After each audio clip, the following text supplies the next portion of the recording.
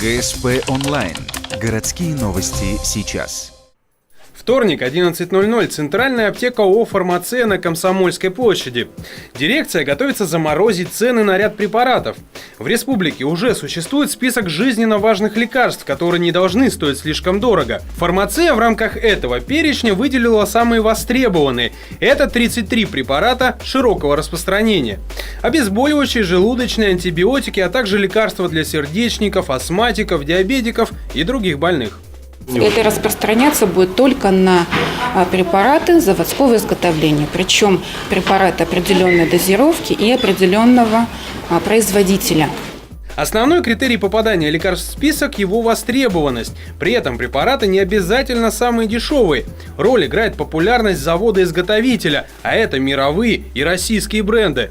«Фармация» намерена заморозить, а иногда и снизить розничную цену в среднем на 10% от предельно допустимой.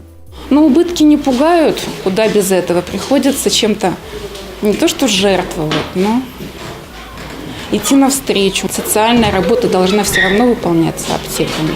И в первую очередь наша аптека, она ставит это в приоритетную задачу. Вот именно социальная нагрузка. На практике минус 10% не так уж мало. Например, хорошо известные таблетки под названием Ношпа.